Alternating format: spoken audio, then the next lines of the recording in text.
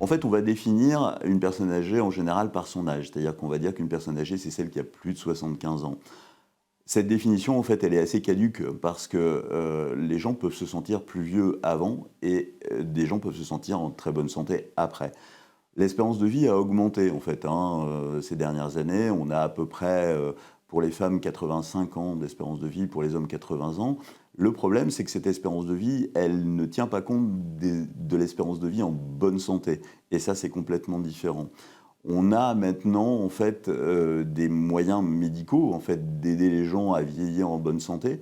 Mais on se rend compte, au par de plein d'autres études, que effectivement, la modification des comportements est très important et va permettre effectivement d'augmenter cette espérance de vie en bonne santé. Les gens ont vraiment une action à faire, les patients ont vraiment une action à faire au niveau de leur prise en charge pour que cette espérance de vie en bonne santé augmente dans les années futures.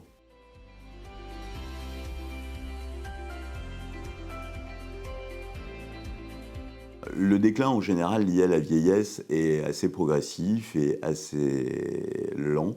Et dans ce cas-là, notre esprit, notre corps va s'habituer un petit peu à cette limitation de nos capacités. C'est plutôt quand cette accélération va être plus importante où effectivement certains signes vont amener en fait à voir le médecin et à se plaindre. C'est cette rapidité et cette dégradation qui doit faire venir le patient au cabinet médical et dans ce cas-là, en quelque sorte, alerter le médecin en disant voilà, ce que je pouvais faire avant, là, j'arrive plus à le faire et ça s'est passé relativement rapidement. C'est très important de pouvoir différencier quelque chose qui va être extrêmement progressif et normal d'un phénomène qui va être différent. Alors ça va considérer principalement les pathologies chroniques qui vont être symptomatiques, c'est-à-dire qu'en fait vous allez ressentir quelque chose quand vous n'êtes pas bien, et à contrario, on a d'autres pathologies chroniques qui, elles, ne présentent pas de pathologie clinique, c'est-à-dire que vous êtes toujours très bien, mais certains organes vont commencer à être un petit peu défaillants. À ce moment-là, effectivement, le but va être également de pouvoir alerter le médecin pour faire des examens complémentaires qui en général sont peu invasifs, c'est-à-dire qu'ils ne vont pas faire mal, comme une prise de sang, une analyse d'urine, et qui vont permettre en fait de dépister le début de la maladie chronique. C'est très important de pouvoir dépister, et ce dialogue avec le médecin est important, parce que c'est là qu'on va pouvoir être le plus efficace dans la prise en charge de ces pathologies.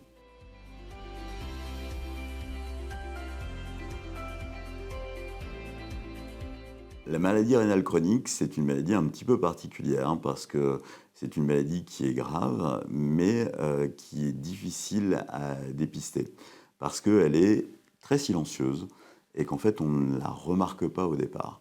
Donc c'est vrai qu'on va devoir, pour réduire le risque de maladie rénale chronique, on va devoir faire appel à deux choses. Premièrement, le dépistage. Alors le dépistage est très important parce que plus vite on va réussir à prendre en charge la maladie, plus vite on pourra ralentir son évolution. Donc il est important que le patient connaisse un petit peu cette pathologie. Là, les associations de patients ont vraiment un rôle aussi.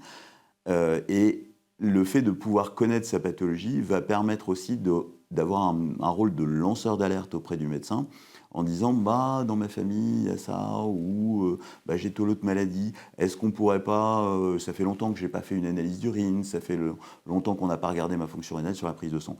Donc c'est vrai qu'on sait qu'en France, on a ce déficit de dépistage de la maladie rénale chronique et que effectivement, il faut essayer d'améliorer ce dépistage. Le médecin est responsable et je pense que le patient peut avoir un rôle de lanceur d'alerte aussi. Donc ça, c'est très important. L'évolution de cette maladie rénale chronique va dépendre beaucoup de tout ce qui va être règles hygiéno-diététiques. À partir du moment où vous avez effectivement une activité physique qui va être régulière et surtout adaptée, où vous avez une alimentation qui va être plus saine, où vous allez limiter la prise de sel, vous allez effectivement avoir une capacité de moduler en fait l'évolution de cette maladie et de la ralentir. Il est très important de le faire aussi parce que tous les médicaments qu'on a, auparavant on n'avait quasiment pas de traitement et maintenant les médicaments qu'on a vont nous permettre en fait de ralentir cette évolution. Donc tout ce qui va nous permettre de gagner un peu sur cette maladie rénale chronique est important et vraiment le patient est acteur du dépistage et de la prise en charge de l'évolution de cette maladie.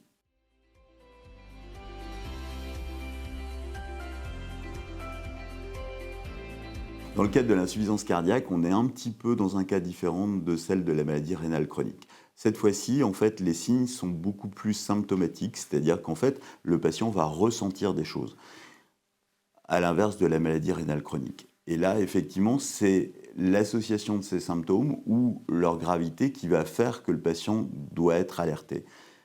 Les signes en fait évocateurs d'insuffisance cardiaque, c'est le fameux EPOF.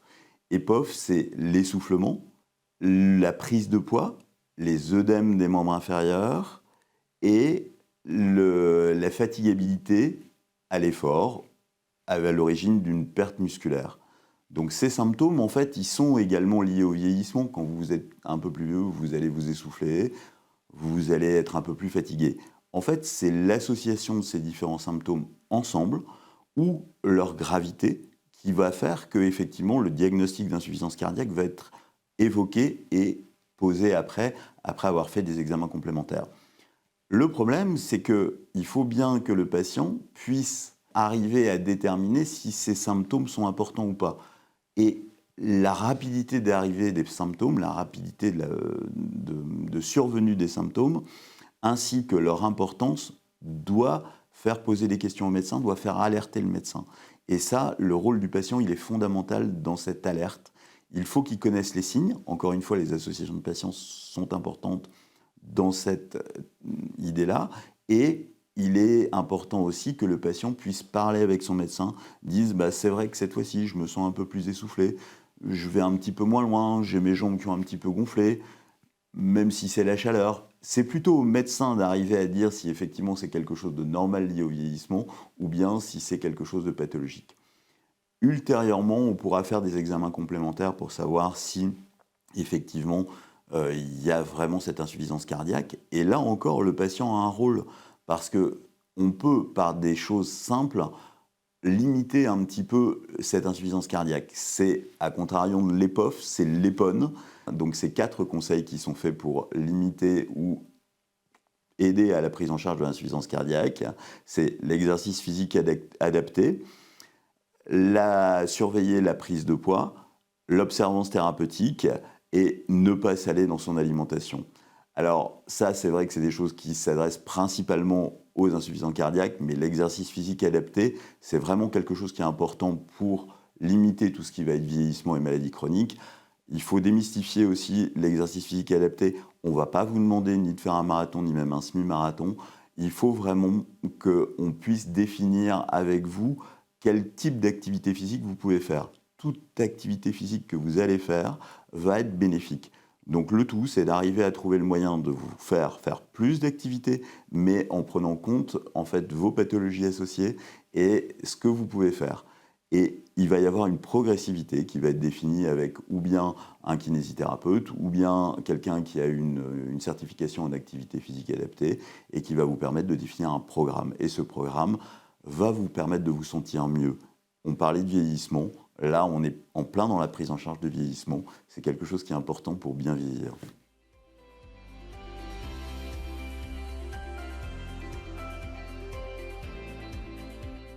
L'espérance de vie augmente.